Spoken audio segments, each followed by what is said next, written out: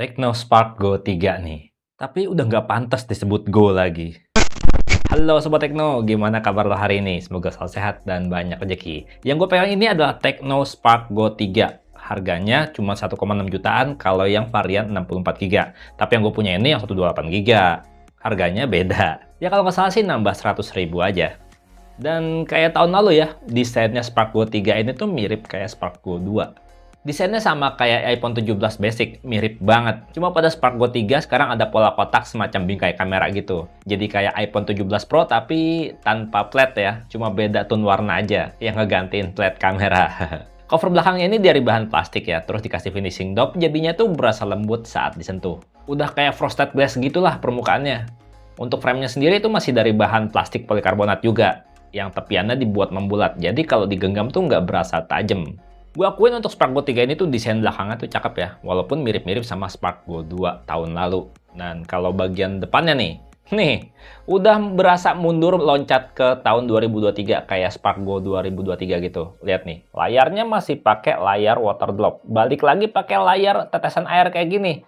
Padahal waktu Spark Go 2 itu, Spark Go 1 juga dia tuh udah pakai layar punch hole display. Tapi urusan kualitas layar tetap bagus ya, nggak dikurangin. Lo perhatiin aja sendiri nih, ukurannya 6,74 inch, udah 120 Hz refresh rate layarnya. Jadi tuh berasa smooth banget kalau buat scrolling-scrolling. Ya walaupun masih standar layar HD Plus aja. Kualitas warna layar juga cakep, enak di mata. Dilihat di bawah cahaya matahari juga masih kelihatan masih enak buat baca pesan. Dan walaupun cuma bisa ngenalin maksimal 5 sentuhan bersamaan, kalau gue bilang layarnya berasa responsif, nggak pakai delay-delay. Ya udah standar cakep lah kualitas layarnya. Dan kalau untuk suaranya juga ini berasa Sauron banget ya kalau pakai earphone atau Bluetooth speaker. Ya karena untuk di sektor audio, HP ini tuh punya tuningan DTS audio yang bikin suara lebih Sauron. Ya tapi kalau misalkan dengerin musiknya, dengerin suaranya tuh lewat speaker HP-nya langsung ya berasa mono. Karena emang cuma punya satu speaker aja, posisinya di sisi atas HP. Dan untuk karakter suaranya juga berasa flat aja sih. Yang kalau disetting pakai volume maksimal ya, kualitas suaranya tuh berasa kenceng. Detailnya juga masih cukup dapet. Ya walaupun kayak tadi gue bilang, flat aja. Kayak gini suaranya.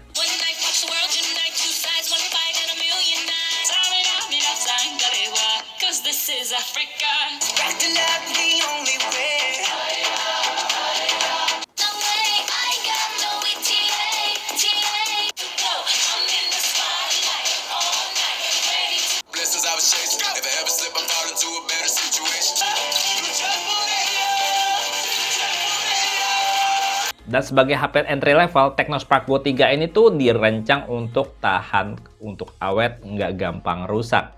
HP ini tuh udah IP64 rating ya, yang tahan debu dan cipratan air, jadinya cukup aman kalau kesiram. Diklaim juga HP ini tuh tahan jatuh hingga ketinggian 1,2 meter, tapi kalau di sini gue dijatuhinnya di meja aja ya, nggak di ubin. Karena kalau dijatuhin walaupun HP-nya, layarnya aman nggak pecah, terus mesin di dalamnya aman nggak masalah, ya tetap aja bakalan ada bocel-bocel atau bakalan ada penyok dan lecet di bodinya. Sayang kan? Dan kalau untuk kelengkapan sensornya di kelas harga segini tuh udah mantep banget sih. Mulai dari sensor sidik jari, posisinya di samping jadi satu sama tombol power untuk keamanan dan buka kunci HP. Cepat dan responsif baca jarinya. Punya sensor infrared juga atau AirDrop Blaster yang posisinya di bawah kamera, yang bikin HP ini tuh bisa jadi remote universal buat ngendaliin AC, TV, dan perangkat elektronik lain. Sensor dasar kayak sensor cahaya udah cukup responsif buat ngatur kecerahan layar secara otomatis. Sensor magnetik juga punya, jadi HP ini bisa fitur kompas. Dan HP ini juga punya sensor gyro, tapi masih virtual gyro. Sementara kalau untuk sensor GPS-nya udah cukup cepat dan akurat baca lokasi kita. Udah bisa diandalkan banget lah buat Google Map. Cuma sayangnya HP ini tuh belum punya sensor NFC, jadinya nggak bisa baca saldo e-money. Mesti ke ATM terdekat atau numpang HP teman. Dan kalau menurut gue ya, HP ini tuh harusnya udah nggak pakai nama Go lagi. Udah nggak pantas dibilang Tecno Spark Go gitu. Udah nggak pantas nih. Harusnya Tecno Spark 3 aja 2026 gitu. Go-nya ilangin, dicoret. Karena HP ini tuh udah nggak kayak Tecno Spark Go series yang lalu-lalu ya, yang masih Android Go Edition. Ini HP udah Android 15, udah yang versi full, bukan pakai Android Go lagi. Jadi udah aman banget kalau dipakai jadi HP buat ngebit ojek online misalnya. Cuma sayangnya untuk lini smartphone Tecno Spark Go series itu biasanya nggak dapat Android update. Jadi ya nggak usah ditungguin ya, dapat Android update ke Android 16 atau Android 17 atau Android berikutnya gitu. Syukur-syukur masih dikasih update security keamanannya. Dan emang nggak ada informasi sih secara resmi dari Tecno-nya sendiri. Bakalan dapat software update, dukungan software update seperti apa tuh nggak ada informasinya. Untuk fiturnya, HP ini punya dynamic port yang fungsinya tuh kayak live island di iPhone ya. Notif aplikasi atau sistem akan muncul di pinggiran kamera depan kayak iPhone. Keren. Fitur outdoor booster juga ada untuk memaksimalkan kecerahan layar dan volume suara saat kita di luar ruangan. Dan HP ini juga walaupun layarnya IPS punya fitur always on display. Ya, tapi bisa nyalanya 10 detik aja. Dan walaupun entry level punya fitur AI juga. Ada Ella Voice sebagai virtual smart assistant ya. Terus juga ada dokumen assistant yang bisa bikin rangkuman atau summaries dari artikel atau file tertentu. Dan juga writing assistant yang bisa bantu kita cek spelling, grammar, bahkan bisa bikin summaries. Oh, yang ngomong-ngomong, kalau lo pakai HP ini, lo bisa tambahin pakai micro SD tapi tetap dual SIM. Karena slot kartunya masih triple slot. Masih 3 slot kartu. Dan untuk di sektor performanya nih, ya ini standar sesuai harga sih. Tapi emang menurut gue tuh udah cukup banget untuk penggunaan harian maupun untuk gaming kasual. Karena HP ini pakai chipset sejuta umat kelas harga rakyat, Unisoc T7250. Terus pakai RAM 4GB yang sayangnya ya, storage-nya tuh masih eMMC. Kalau seandainya storage udah UFS, pasti lebih lancar performanya. Kalau dipakai buat main game, buat push rank Mobile Legends, udah enak, udah lancar. Yang penting lo sesuaikan aja settingan grafisnya. Udah bisa sih, lumayan lancar di settingan grafis rata kanan, tapi berasa agak berat. Makanya gue bilang, sesuaikan aja, turunin aja biar lebih berasa nyaman. Udah enak banget kok dipakai buat main game kasual kayak gini. Dan kalau untuk daya tahan hidupnya ya, baterainya, untuk zaman now sih ini ya berasa standar banget. Bahkan udah bisa dibilang kurang update. Masih kayak HP-HP tahun-tahun lalu aja gitu. HP ini tuh baterainya cuma goceng aja. 5000 mAh aja, dan waktu gua tes dalam ruangan dan pakai jaringan WiFi, buat scrolling TikTok sejam baterainya tuh habis 7%. Atau secara teori bisa 14 jam TikTokan nonstop. Buat push rank Mobile Legends sejam baterainya juga berkurang 11% aja. Atau secara teorinya nih ya, bisa tahan 9 jam push rank nonstop. Dan yang menurut gue paling ngeselin, ya ini emang takdirnya HP-HP entry level kayak gini sih. Ngecasnya lama banget, nggak pakai cepet. Udah support 15 watt fast charge sih. Jadi walaupun pakai charger ori-nya yang 15 watt atau pakai charger yang lebih ngebut, yang 100 watt gitu, sama aja. Waktu gue cas dari 0 sampai 100% tuh butuh waktu 3 jam lebih, 3 jam 30 menit gitu. Lama banget kan? Beneran lama kan di casnya? Makanya gak usah ditungguin. Tinggal tidur aja biar paginya penuh. Kan baterainya lumayan awet, bisa tahan seharian. Dan kalau ngomongin kameranya ya, ini juga bagian yang standar sesuai harga kalau gue bilang. Kamera belakangnya single dengan kamera 13 megapiksel yang aperture-nya lumayan gede ya, f1.85. Sementara untuk foto-foto selfie, kamera depannya cuma 8 megapiksel dengan aperture standar f2.0.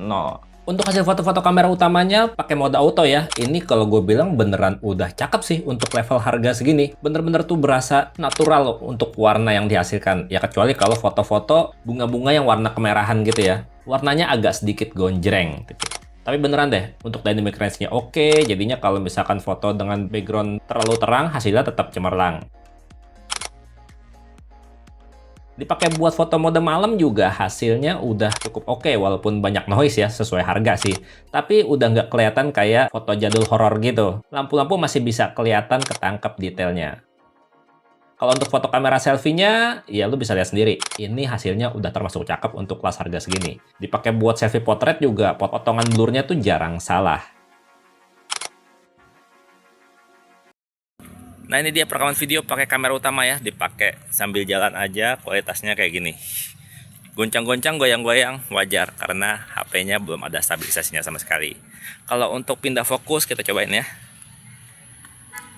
Pindah fokusnya enak ya, nggak perlu ditap, dan lo bisa lihat pindah fokusnya dia nggak loncat, dia cukup nggak jeduk gitu ya, lumayan oke sih.